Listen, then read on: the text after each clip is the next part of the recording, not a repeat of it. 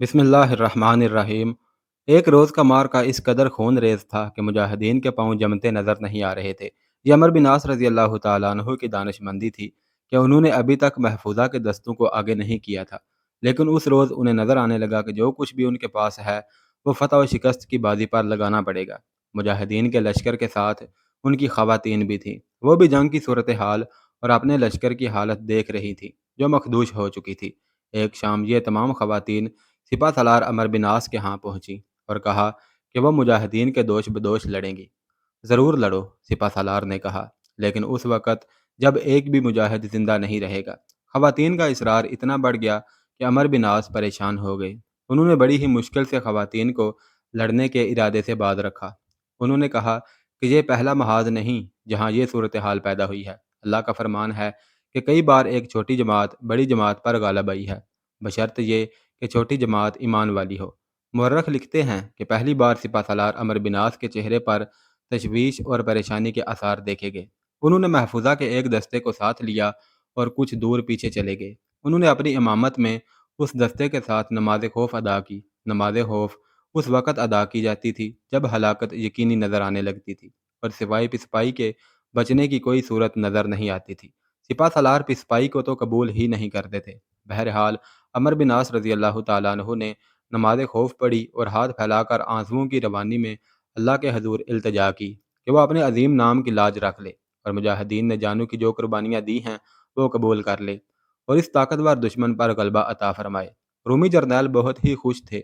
एलानिया कहते फिरते थे कि मुसलमान काटे जा चुके हैं और अब किसी भी वक्त वो सब भाग उठेंगे जो जिंदा रह गए हैं।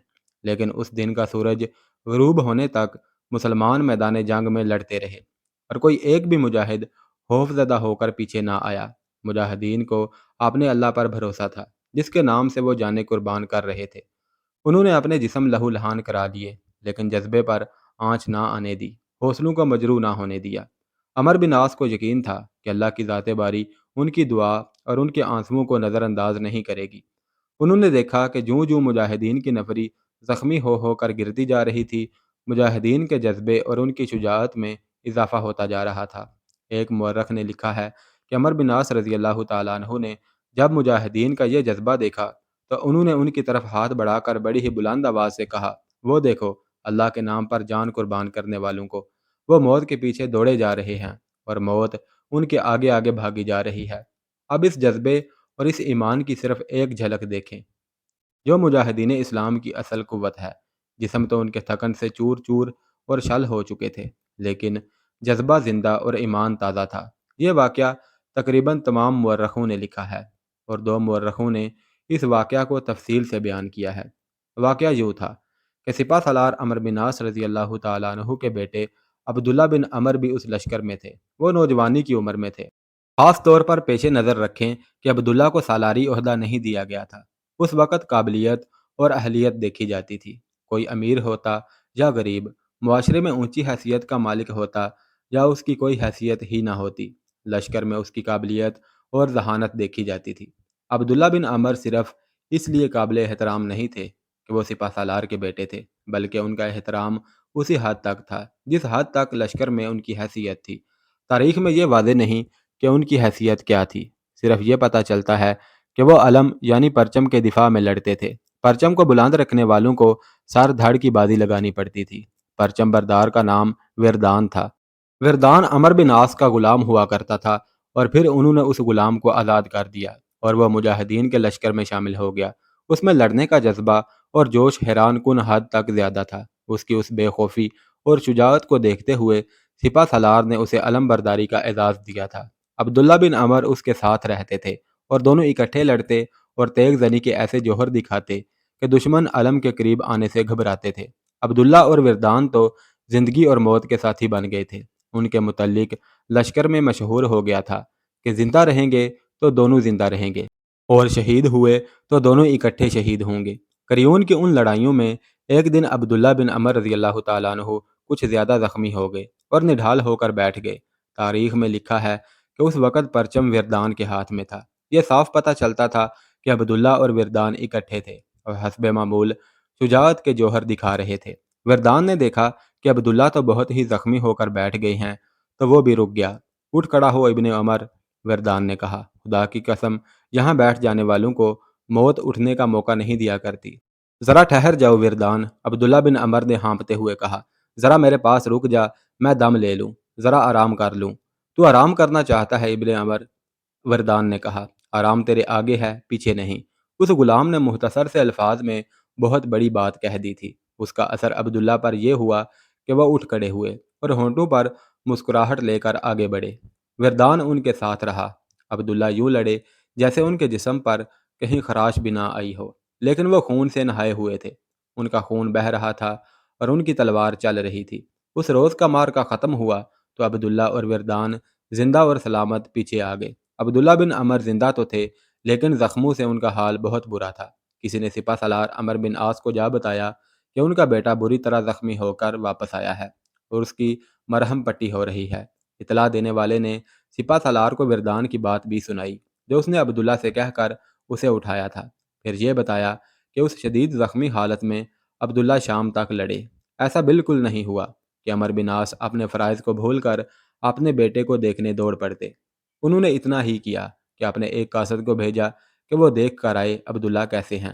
قاصد دوڑا گیا اور دیکھ کر واپس آیا اور سپہ سالار کو پوری رپورٹ دی کہ وہ کس طرح زخمی ہوئے تھے اور اب بہتر ہو رہے ہیں۔ عرب کا ایک مشہور شاعر ابن عتابہ ہوا کرتا تھا۔ عبداللہ بن عمر اور وردان کا یہ واقعہ اس کے کانوں تک پہنچا تو اس نے فی البدی یہ شعر کہا، میرا دل جب آ جاتا ہے بے چین اور نڈال ہو جاتا ہے تو میں اپنے دل سے کہتا ہوں اپنی جگہ ڈٹا رہ، زندہ بچ گیا تو داد و تحسین کا مستحق قرار پائے گا، اور اگر مر گیا تو بڑی پرسکون اور ہمیشہ کی نیند سوئے گا اور اللہ کے حضور احترام کا اعزاز حاصل کرے گا۔ صرف عبداللہ بن عمر اور وردان ہی نہیں، وہاں ہر مجاہد کا ایمان اور جذبہ ایسا ہی تھا۔ عمر بن عاص اس پہلو سے مطمئن تھے، لیکن کیرس نے جو زمین دوز محاذ کھول دیا تھا وہ عمر بن عاص کو پریشان کیے ہوئے تھا۔ صرف ایک گاؤں میں یہ محاذ توڑا گیا تھا۔ عمر بن عاص کے پاس اتنی نفری تھی ہی نہیں جس میں سے کچھ مجاہدین کو وہ دیہاتی علاقے میں پھیلا دیتے۔ اس مجبوری اور کمزوری کا مجاہدین کے پاس کوئی علاج نہ تھا۔ قریون کی یہ ہر روز کی لڑائی مجاہدین اسلام کو مہنگی پڑ رہی تھی۔ رومیوں کے لیے کمک کی کوئی کمی نہیں تھی۔ شہر میں فوج بھی موجود تھی اور لڑنے کے قابل شہری بھی فوج کے ساتھ تھے۔ مسلمانوں کی تعداد روز بروز کم ہوتی جا رہی تھی۔ رومی ہر صبح یہ توقع لے کر باہر نکلتے تھے کہ آج مسلمان ہتھیار ڈال دیں گے یا بھاگ اٹھیں گے۔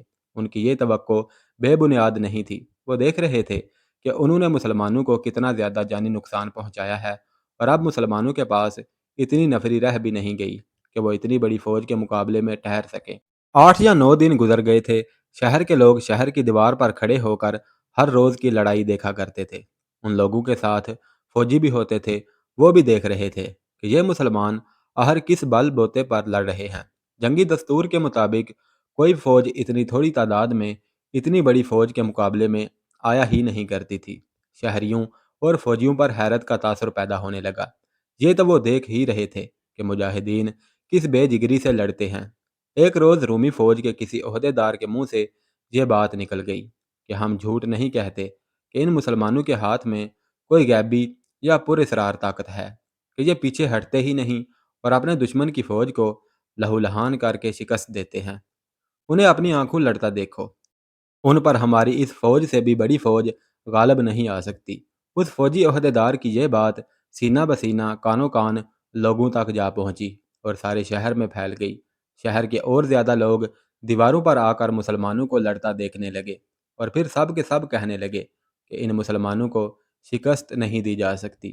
بعض نے تو یہ بھی کہہ دیا کہ یہ غلط نہیں کہ مسلمان جنات کی مخلوق میں سے ہیں۔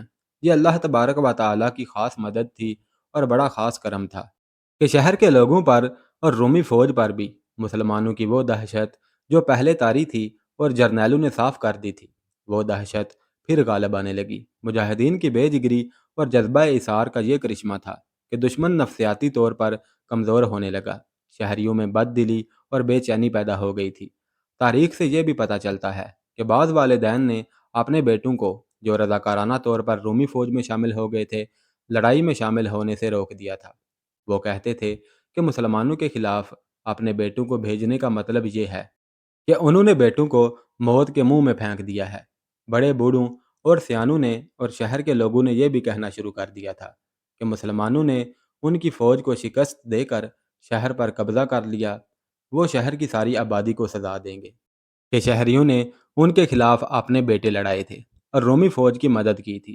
یہ بھی ایک وجہ تھی کہ شہریوں نے مجاہدین اسلام کے خلاف لڑنا ترک کر دیا۔ جنگ کے مبصرین آج بھی کہتے ہیں کہ صورتحال ایسی تھی کہ مسلمانوں کو وہیں سے واپس آ جانا چاہیے تھا، اور اس قدر زیادہ خطرہ مول لینا کوئی دانش مندی والا اقدام نہیں تھا۔ یہ مبصرین فن حرب و ضرب اور جنگی اصولوں اور امور کو سامنے رکھ کر بات کرتے ہیں، لیکن ان کی نظر مجاہدین کے اندر نہیں جا سکتی، جہاں صرف اللہ کا نام روشن ہے۔ سپہ سالار عمرو بن عاص رضی اللہ تعالیٰ عنہ کے متعلق واضح ہو چکا ہے کہ وہ پیچھے ہٹنے والے مجاہد تھے ہی نہیں، وہ ان خطروں میں کود جانے کو زندگی سمجھتے تھے جہاں موت یقینی ہوتی تھی۔ یہ تو سپہ سالار کی شخصیت تھی، وہاں ہر سالار اور ہر مجاہد جوش ایمان اور جذبہ جہاد سے آگ بگولا بن چکا تھا۔ وہ اب جسم تھے ہی نہیں، وہ تو روحیں تھیں، اور ان روحوں پر اللہ کا ہاتھ تھا۔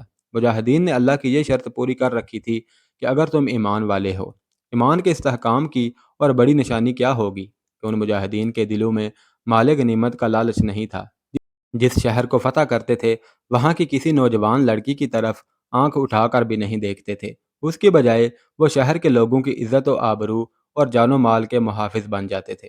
وہی مجاہدین جو میدان جنگ میں فولاد کی طرح سخت ہوتے تھے، مفتوحہ بستی میں جا کر وہاں کے لوگوں کے لیے ریشم سے زیادہ نرم ہو جایا کرتے تھے۔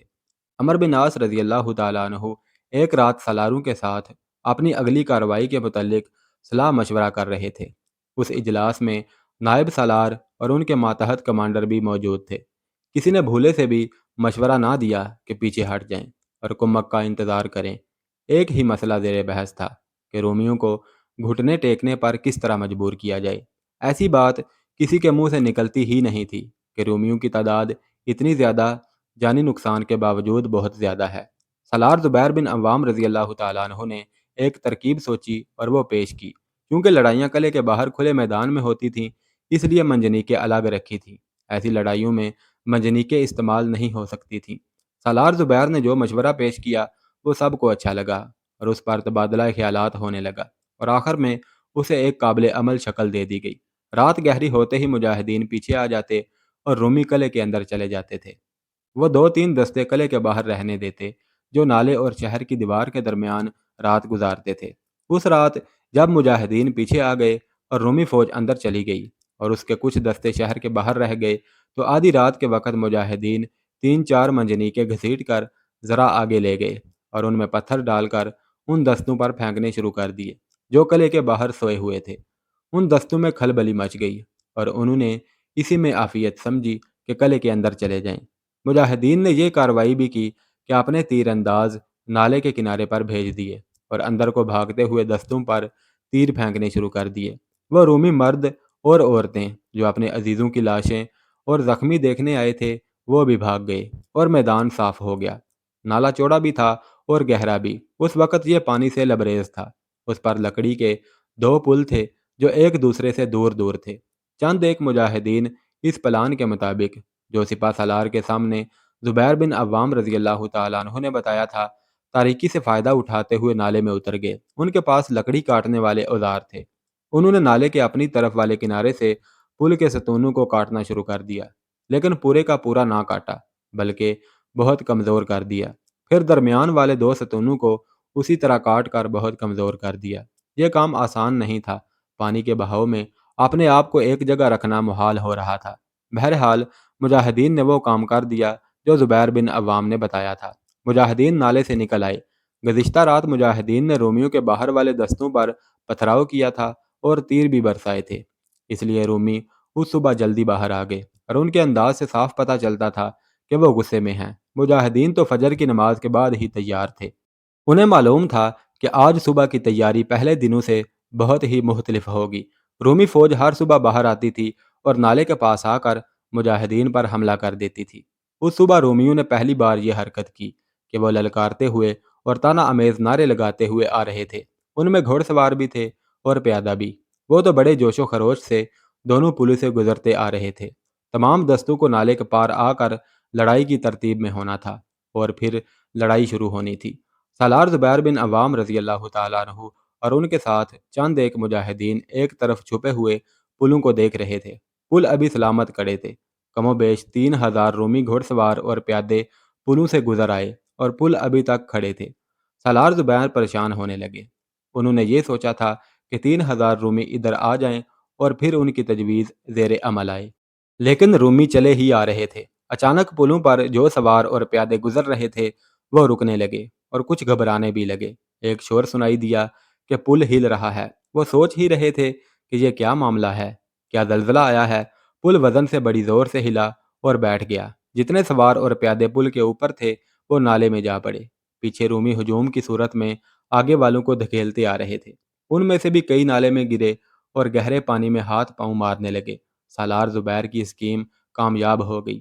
3,000 یا اس سے کچھ زیادہ جو رومی فوج آگے آگے آ گئے تھے وہ اپنے پیچھے شور سن کر مڑ مڑ کر دیکھنے لگے، اور ان میں سے کئی ایک نے مجاہدین کی طرف پیٹھیں کر دی اور نالے میں اپنے ساتھیوں کو بہتا اور تیرتا دیکھنے لگے۔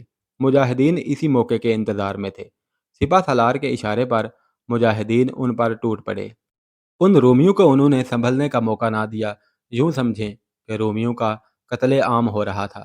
نالے کے پاس جو رومی دستے رہ گئے تھے وہ اپنے کٹتے اور گرتے ہوئے ساتھیوں کی کچھ مدد نہ کر سکتے تھے سوائے تیر اندازی کے یا برچیاں پھینکنے کے، لیکن وہاں تو گتم گتھا قسم کی لڑائی ہو رہی تھی، اس لیے رومیوں نے تیر اندازی اور برچی بازی نہ کی۔ وہ رومی سوار اور پیادے جو نالے میں گر گر کر تیر رہے تھے اور دوسرے کنارے پہنچنے کی کوشش کر رہے تھے، ان پر مجاہدین نے تیر چلانے شروع کر دیے، اور شاید ہی ان میں سے کوئی نالے سے زندہ نکلا ہوگا۔ زیادہ تر دستے تو ابھی نالے کے پاس ہی تھے۔ ان کے ساتھ 2 جرنیل بھی تھے، لیکن وہ بوکھلا گئے تھے کہ یہ ہوا کیا ہے۔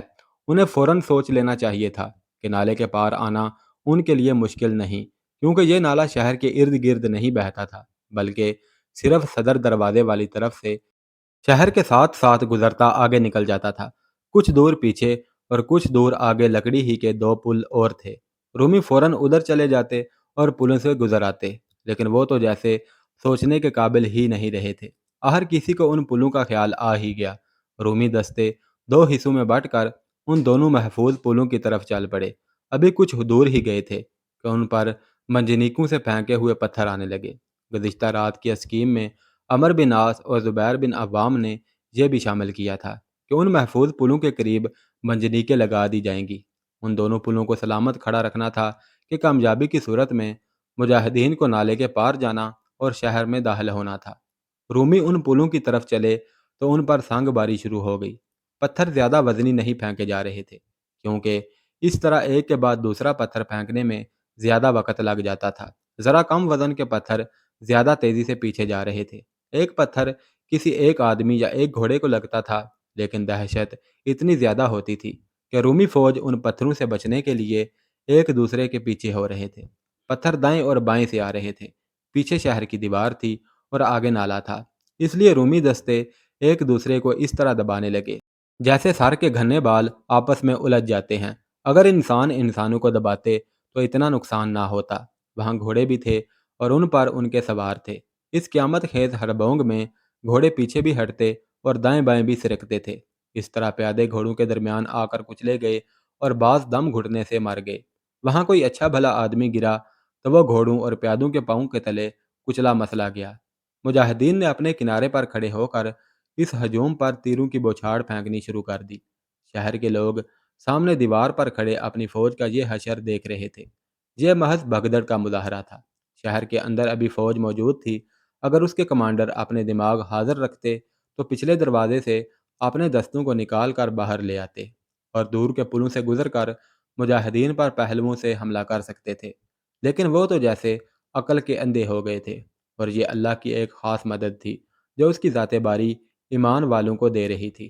اندر والوں نے صرف یہ کیا کہ نالے کی طرف والا ایک دروازہ کھول دیا تاکہ باہر کے فوجی اندر آ سکیں۔ اس دروازے کے سامنے نالے کا موڑ آتا تھا، جس سے نالا دیوار کے کچھ اور قریب ہو گیا تھا۔ اس سے مجاہدین نے یہ فائدہ اٹھایا کہ اس موڑ پر اپنی طرف والے کنارے پر چلے گئے، اور جو رومی اس دروازے سے اندر جانے لگتے تھے مجاہدین ان پر تیر پھینک دے۔ اسی طرح انہوں نے بہت سے رومیوں کو اس دروازے پر ہی رکھا۔ کچھ تو تیر کھا کر اندر جا گرے اور کچھ تڑپتے ہوئے باہر ہی رہے اور گرتے رہے۔ سپہ سالار عمر بن عاص رضی اللہ تعالیٰ عنہ نے حکم دیا کہ دو تین منجنیکوں کو نالے کے قریب لے جا کر اس طرح پتھر پھینکے جائیں کہ دیوار کے اوپر سے شہر کے اندر گریں۔ اس حکم پر فوری طور پر عمل شروع ہو گیا۔ بعض پتھر دیوار پر اس جگہ بھی لگتے تھے جہاں شہر کے لوگ اور فوجی کھڑے تماشا دیکھ رہے تھے۔ اس سنگ باری سے کچھ زخمی ہوئے اور باقی وہاں سے اتر گئے۔ ان لوگوں نے اور شہر پر سنگ باری نے شہر کے لوگوں میں بھگدڑ مچا دی اور لوگ دوسری طرف کے دروازوں سے بھاگنے لگے۔ ایک طرف سے سالار زبیر بن عوام رضی اللہ تعالیٰ عنہ مجاہدین کی ایک بڑی جماعت کو ساتھ لے کر دور کے پل سے نالے سے گزر گئے۔ دوسری طرف سے سالار عبادہ بن سامت رضی اللہ تعالیٰ عنہ نے مجاہدین کی ایک جماعت ساتھ لی اور وہ اس طرف والے پل سے گزرے۔ انہوں نے اس چال کے لیے موقع موزوں دیکھ لیا تھا۔ دونوں سالار بڑی ہی تیزی سے اس دروازے کی طرف آ گئے جو بعد میں کھلا تھا۔ مجاہدین نے اس طرف تیر اندازی روک دی اور سالار زبیر رضی اللہ تعالیٰ عنہ اپنے مجاہدین کے ساتھ اس دروازے سے اندر چلے گئے۔ سالار عبادہ بن ثابت بھی اسی دروازے سے اندر گئے، لیکن ان کے کچھ مجاہدین نے دیکھا کہ صدر دروازے سے بھی اندر جا سکتے ہیں، وہ ادھر سے اندر گئے۔ ان مجاہدین نے بھاگ کے اندر والے دہشت زدہ رومی فوجیوں پر حملہ کر دیا۔ اس کے ساتھ ہی مجاہدین نے شہر کے دروازے کھولنے شروع کر دیے۔ شہر خاصا وسیع و عریض تھا، فاصلے زیادہ تھے، پھر بھی کچھ وقت بعد 3-4 دروازے کھل چکے تھے۔ عمر بن عاص رضی اللہ تعالیٰ عنہ نے مجاہدین کی ایک اور جماعت کو شہر میں داخل ہونے کے لیے بھیج دیا۔ اندر گئے ہوئے دونوں سالاروں نے اعلان کروانے شروع کر دیے کہ شہری بھاگنے کی کوشش نہ کریں اور ان کی جان و مال کی اور گھروں کی حفاظت کی جائے گی۔ ساتھ یہ بھی کہا گیا کہ کوئی شہری اپنے فوجیوں کی مدد نہ کرے ورنہ اسے قتل کر کے اس کے گھر کو آگ لگا دی جائے گی۔ اس لڑائی کا تفصیلی ذکر کرنے والے مورخوں نے لکھا ہے کہ مصر کے قبطی عیسائی پہلے ہی کہتے تھے کہ مسلمان جس طرح فتح پر فتح حاصل کرتے آ رہے ہیں اس سے یہی نظر آتا ہے کہ یہ سارے مصر پر قبضہ کر لیں گے۔ بہتر یہی ہے کہ مسلمانوں کا ساتھ دیا جائے۔ یہ باتیں کرتے وہ ہرکل اور کیرس کے ظلم و ستم کو ضرور یاد کرتے تھے۔ قریون کے اندر قبطی عیسائیوں نے رومیوں کا ساتھ چھوڑ دیا اور مجاہدین کے ساتھ تعاون شروع کر دیا۔ تاریخ میں ایسا واضح اشارہ بھی ملتا ہے کہ بعض شہریوں نے تلواروں اور برچھیوں سے رومی سپاہیوں کو مارنا شروع کر دیا تھا۔ جنرل تھیوڈور اور دوسرے جرنیل کہیں نظر نہیں آ رہے تھے۔ ایک طرف سے آواز آئی کہ ہمارے جرنیل پچھلے دروازے سے بھاگ گئے ہیں۔ یہ ایک آواز کئی آوازیں بن گئیں اور سارے شہر میں خبر پھیل گئی کہ جرنیل اور دوسرے کمانڈر اپنی فوج کو چھوڑ کر بھاگ گئے ہیں۔ اس خبر کا یہ اثر ہوا کہ ان کے فوجی بھی بھاگنے لگے، لیکن انہیں بھاگنے نہ دیا گیا۔ اب تمام مجاہدین اندر آ چکے تھے۔ انہوں نے رومیوں کو کاٹنا شروع کر دیا۔ آخر قریون پوری طرح مجاہدین اسلام کے قبضے میں آ گیا۔ یہ فتح ایک معجزے سے کم نہ تھی۔ خود مجاہدین اور ان کے سالار بھی حیران تھے کہ انہوں نے یہ فتح کس طرح حاصل کر لی ہے۔ رومیوں پر تو اس کا بہت ہی برا اثر پڑا۔ جنرل تھیوڈور نے اپنی فوج کا جو حوصلہ اور جو جذبہ بڑی مشکل سے زندہ و بیدار کیا تھا وہ پھر دم توڑ گیا۔ اب اسکندریہ مجاہدین کی آخری منزل تھی، لیکن بہت ہی دشوار اور خطرناک۔